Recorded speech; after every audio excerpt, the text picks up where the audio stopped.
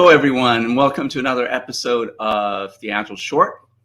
And in this episode, we're going to be talking about crap, specifically the type of crap that we as Agile coaches have to deal with. I mean, we're not, okay, yes, this is a bit of a rant, maybe a ranty episode, but bear with us. And we hope that you will find this enjoyable as we talk about the crap that we deal with in terms of trying to turn the needle on behalf of our clients.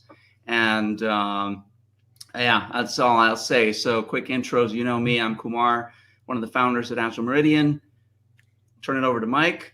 Mike Jebber, another principal of Agile Meridian. Welcome, everyone. And I'm Chris Bailey from Life, managing director there.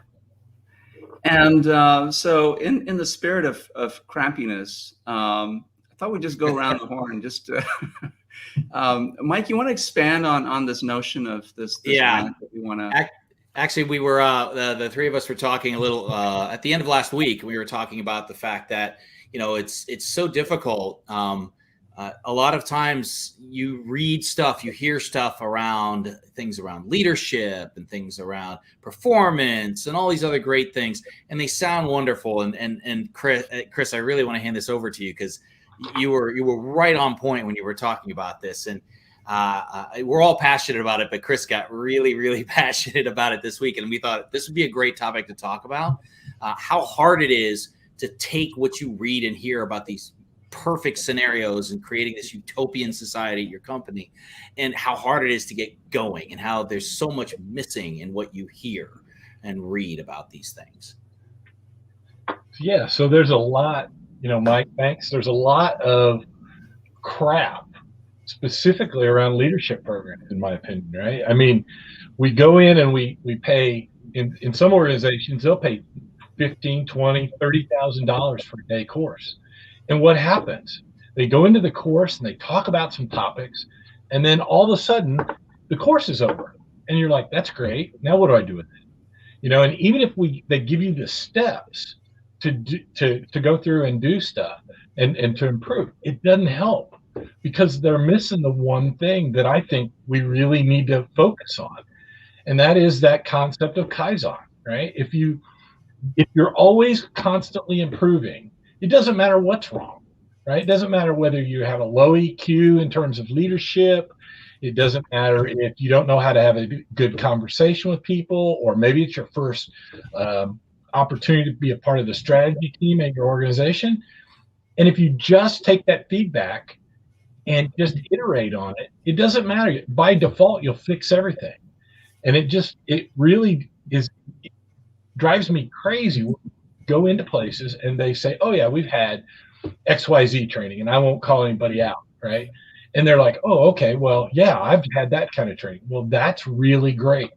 What do you remember from that? Well, not much, and it just, and if you take it and expand it on into, and now I'm going to probably really tick some people off, but if you expand it into Agile, right?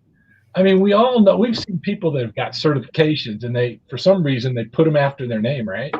And they just list them, and it goes out far to the right. And it's like, what's that got to do with anything, right? What certifications you have doesn't mean that you know what you're doing, and I think it just drives me crazy. And I'm curious what you guys all think. Yeah, I totally agree. Well, I'll start with the last comment on certifications, and I'm actually feeling a little guilty because I'm especially proud of achieving this latest credential, the PCC from the ICF, and I actually did add that to my name, but I was reluctant doing so because I don't want to be like those guys that have 12 different certifications by their name. But anyway, my point is, for now at least, I'm going to leave it up there because it is something I'm proud of. It is an accomplishment. And it is in the spirit of continuous improvement, personal improvement for me, right? Yeah. And so for me, I feel, and I think this should be the spirit that leaders need to embody. It's about the continuous improvement mindset. You go to a course, so what, now what? What will you do with it, right? And that's the kind of crap that we don't often see. We see people touting certifications, including the leaders we work with. Or in some case, they're just, they don't care about the certification. They care about their title, their position, more than the actual transformation of what they're in charge of. Hey, I'm in charge of transformation for my company, but they're not really living that, or making the changes necessary to show the way for themselves. I don't know. I'll stop there because I'm getting ranty here. But that's what we were doing, right? This right. is the ranty episode. It should have been, a little Austin Powers at the front end, right? I'm a little bit infectious, right? Everybody's getting here because I am. Well, it's interesting too, because to both of your points, it's like the information itself isn't necessarily bad. It's like, and those are things people want to achieve in a lot of cases, the stuff you learn in these courses. And the fact that they're getting certified means that there should be some kind of rigor around it. But you're being certified in most cases that you've been exposed to the knowledge, not that you can actually make something with it. And that's the frustrating part I know that I've experienced, and we've all talked about this in different circles, is that on its own, it doesn't really have a lot of purpose in other cases, other than sometimes really just getting another job. If I used to see a lot of people get certifications, and you see people, oh, it's great, we're getting all these people certified. Well, what are they doing with it? Well, not a whole lot. And oh, by the way, 6 months later, half those people aren't here anymore. They used it to go get another position. We see that a lot in a lot of other countries we've worked in, where that's kind of the cultural aspect of getting certifications. It's to move up the ladder, but it's to move up the ladder through getting different jobs at different companies versus taking the knowledge and actually improving your environment where you're at in your job. Right. And that's the part to me that's kind of crappy about it, is that if you stop at only the certs, and the certs on their own, again, can be very valuable. And Kumar, I love the way you described yours. Yours is meaningful. It took you how long to get that? It was a year. It was a lot of invested time. It was probably 4 or 5 years. Yeah, exactly. I mean, you've invested time to be continuously improving yourself. And now you can take that and parlay that into helping others be able to do that in a better way. To me, there's a lot of value in those initials behind your name, because you're actually able to do something with that. So I think that concept of how do you take that stuff and let it just not turn into crap by itself, sitting there on its own? How do you take it and actually make it into something else? This is lemons into lemonade type stuff, right? How do you make it into something else? And that's where I think the differentiators are, and where you make those aha moments for folks. And when they actually see the value of a learning, of a training, of some kind of training or some kind of knowledge that they've been given. Right. Well, I'm not immune to all of this either, right? I mean, I have probably one of the most expensive credentials ever, and that's an MBA, right? And I got it, I graduated in 1988, right? I don't care about it. People know how old I am. 1988, right? How applicable do you think an MBA is from 1988 to now, right? It helps to get the basic concepts. What's the half-life on that information, right? Yeah, but I mean, if you think about it, the IBM PC had been out 6 years at that point, right? And now what do you got? You got more power in your damn phone than you got, than we had access to. We used to submit worksheets that they run through a mainframe computer, right? And we didn't. Today, you've got all kinds of simulations. We've got Miro boards. We've got online classes, e-learning. There's just so much more out there. And, at the end of the day, it's not, to Kumar's point, it's not really what you do or what the credential is. It's how you use it, how you apply it. And, your coaching credential is very, very important, right? That's one that it didn't require you to go and just sit through a 2-day class, right? And we've all taught those classes, and they're good classes if students use them as a springboard, right? They use it as a springboard, but to Mike's point, if they're just going to get a job, it's a waste of time and money. Take your money and go, invest in a good online course, right? Or invest in some books and really get into it. Yeah, I totally agree with that. I mean, I actually, this is not a rant. This is sort of a bit of a proud moment for me, because I'm in the middle of teaching a leadership course to a cohort of leaders at one of our clients. I just completed teaching the same leadership course to a cohort and another client. And the proud moment for me, and it continues, sort of to give back, is that these leaders are actually not just doing it for the certification. They are trying to apply it to their work, and they're asking powerful questions, and I can see the change in how they lead. Right, they're leading more with humility and leading with to support their people, and that to me is the whole idea behind going through a course, any course, whether it's for a certification or not. It's about what you do with the work and how you apply it. In fact, one of the leaders a week ago, he said, and this is a guy who was and still is, to a certain extent, very command and control, very much of the old school mindset that, hey, I need to make sure that I convey what needs to be done and hold people accountable to it. There's nothing wrong with that. It's just the way that the mindset works in that sort of a scenario is, I'm the boss, you're the employee, I'm going to tell you what to do, and I'm going to hold you accountable. And that's where things start to fall apart, especially in today's world with millennials and Gen Zers and so on. They don't want to be told what to do. They want ownership. They want to be able to feel that they own something and they have control over their destiny. And it's true for all humans, but especially today, right, where people, there are plenty of jobs for smart people out there, and they can go get jobs where they feel valued. More so than bossed around, and people will leave. People are leaving. The Great Resignation is in process. Yes, right? Yes, absolutely.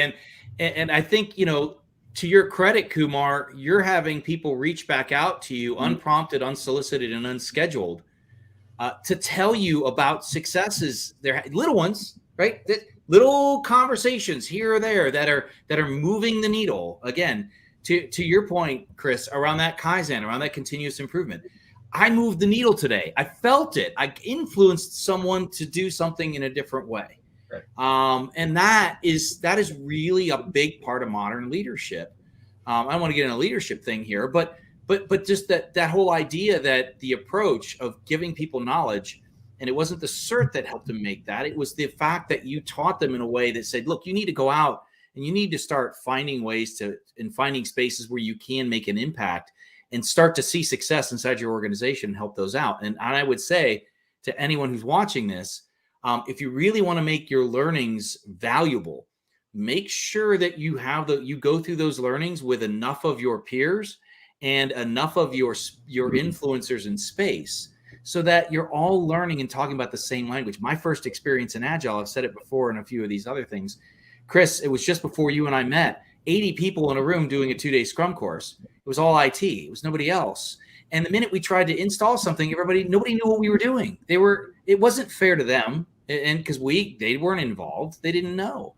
So we made zero impact that first year. In fact, we went the other way with this stuff. But being able to take those in, and if you can, get your leaders and influencers to go with you, or to at least learn it alongside of you, maybe not at the same time, but around the same time, so that you can have meaningful dialogue about what you learned, and you can take it back and figure out and contextualize it and say, how do we take what we just learned and make it work here, where we're at in our real space tomorrow? How do we get that first bit of Kaizen, that first bit of continuous improvement? How do we do katas that we can incorporate our folks involved in this and help train them and teach them, even though they didn't go to the course, in a way that they'll consume and that they won't feel threatened by, right? And that's a huge part of making this stuff valuable and making it operable inside of your organization. There's something you both have in common, and I'm gonna brag on both of you a little bit here, but the idea of the leadership thing that I really, really like about what Kumar's class does is that idea of a community, right? Whether you call it a guild, or whether you call it a community of practice, or you call it, just a community. It's good that you can create that, because it creates that journey, right? Rather than just being transactional and saying, all right, I went to this class, I'm now a leader, right? It creates that continuous learning. And that's really, when I start ranting about it, it's really what it all kind of comes down to, right? Is that it's a journey, right? And that's the part that really frustrates me is yeah, they don't do the Kaizen, but they also, it ends up being transactional for a lot of people. Mm. Mike, you've done the same thing in one of your clients that you and I have talked about before, where the client goes in and they have actually started to create, they've actually been pushing forward, right? And how the president is so into it, and now they're bringing other people into it, how they've done things on their own, how they've started calling each other accountable. Yep. Those are the kind of things that I think we as Agilists should be doing, right? It's creating those community of practices and creating those journeys, because that's really what we're about, right? Whether we're coming in as a consultant or a trainer, a coach, a mentor, we're really trying to help people on their journey. Yes. And that's something you guys are doing. And I'm a little bit envious because I haven't quite figured out how to do that yet. But you guys do that, and you're doing that well. And I think that's a key thing going forward, right? Because that person that you train, right, that might be in Kumar's open enrollment class or is in the corporate world like you have, they go to everybody switches jobs, especially now. And so there's an opportunity there when that person plants themselves someplace else, right? You've got an opportunity to help them again, right? It's more about you and the person and not you and the organization.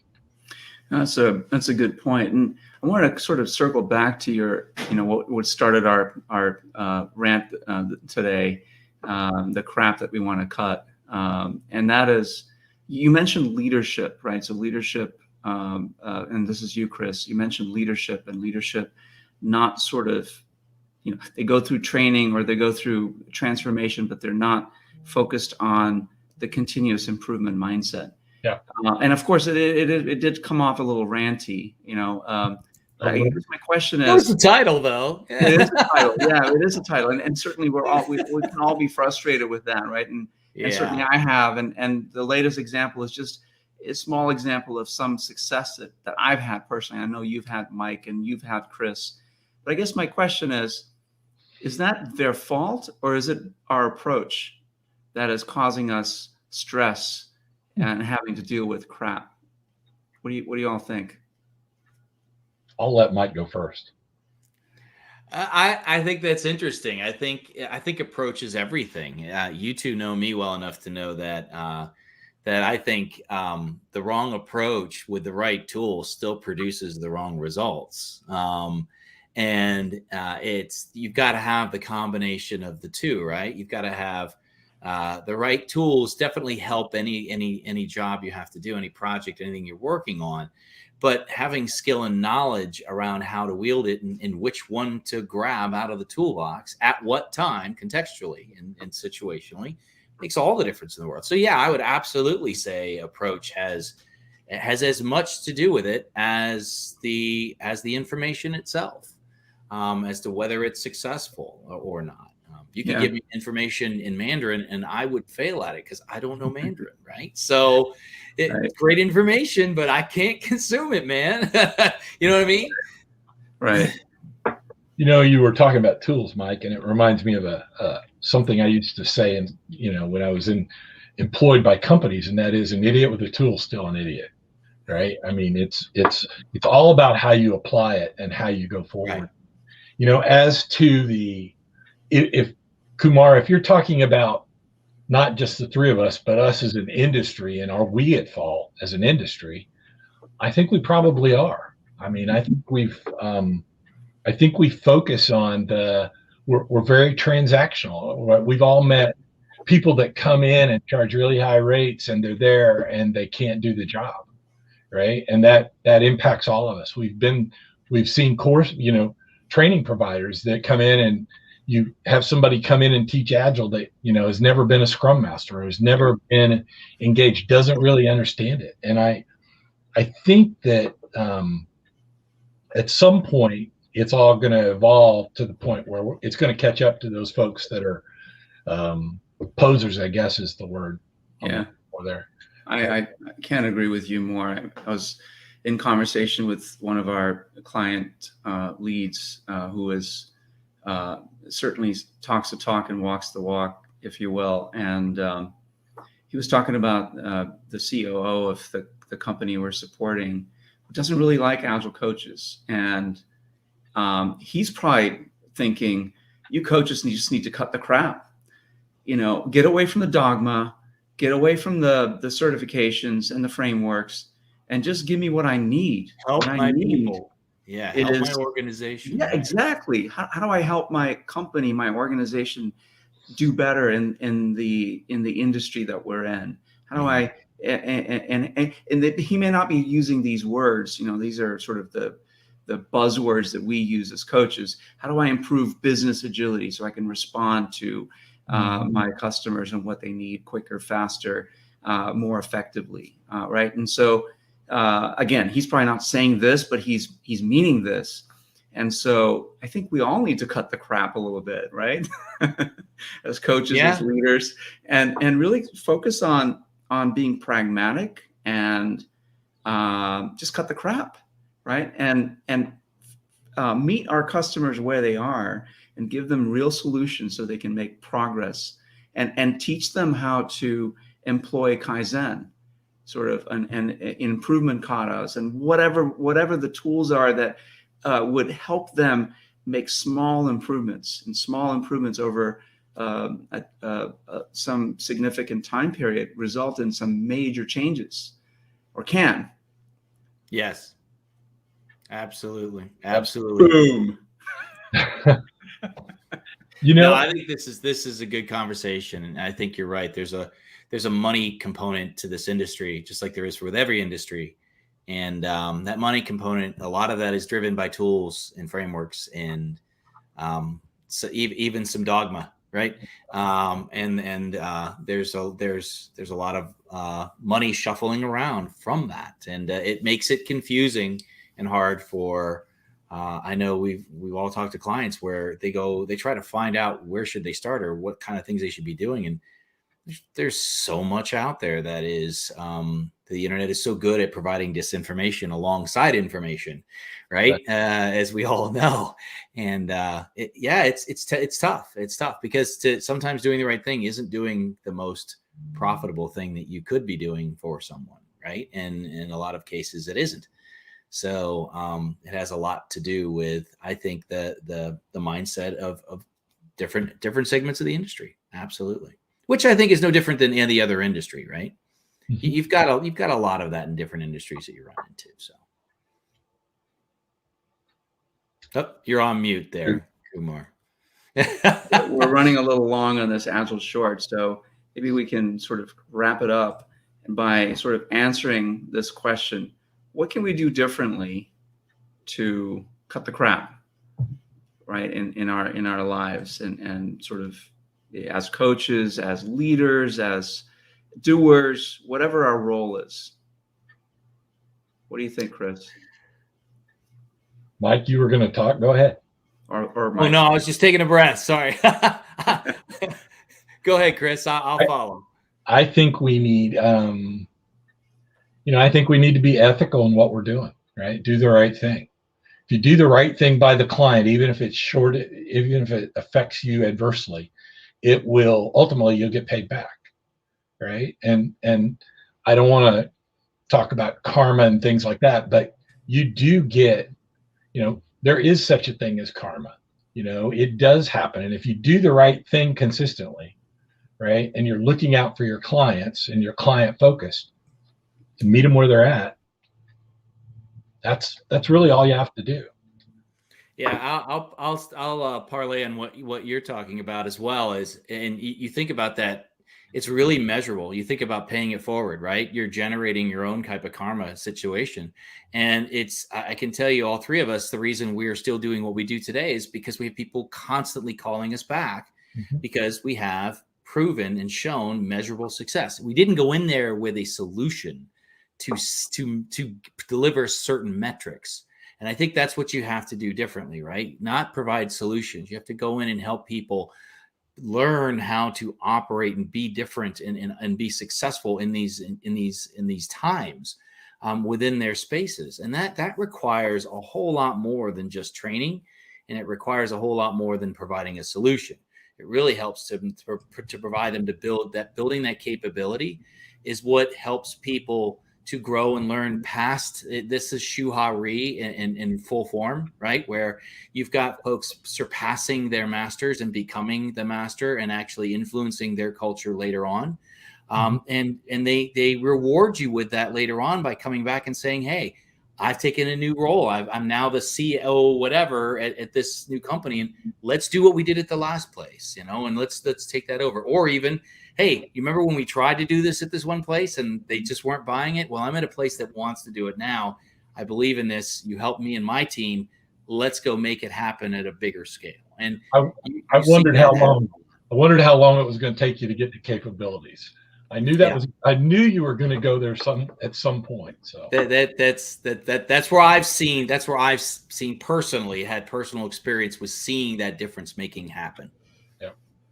Yeah, definitely. Building capability is the key, and helping people shift their mindset. And it may take some time and we may get frustrated.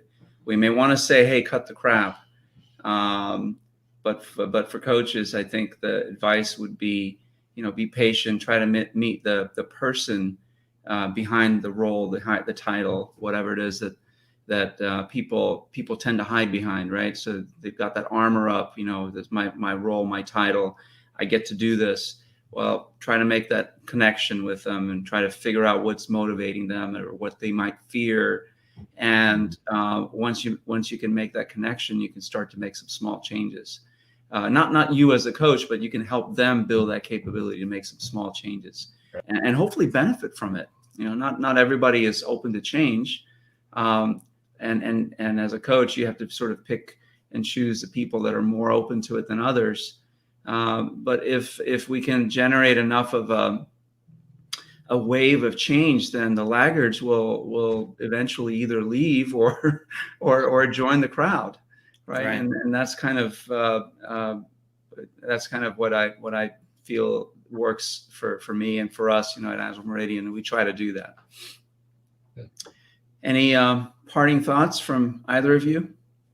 I think we've cut the crap for quite a bit of time, so probably ready to cut this crap and move on, right? Mike and I could go on. We could go on ranting. Oh yeah. Yeah, I got lots of rants in the back of my head, but maybe we can save that for another cut the crap session. Yeah, very good. So for now, thanks for watching. Leave your comments below, and if you're interested in the leadership program, just visit our website and you can learn more about it. You can chat directly with us. Of course, we have our little chat icon there, and find out more. Other Thank than you, that, Chris, for joining us and joining us in this and bringing this rant to us. I think this was a great topic, actually. Yeah, it really was. It's fun. If you guys decide you want me back, feel free. Absolutely. Yeah, it was a great topic. Well, thanks everyone. Thanks. Bye-bye. Yeah.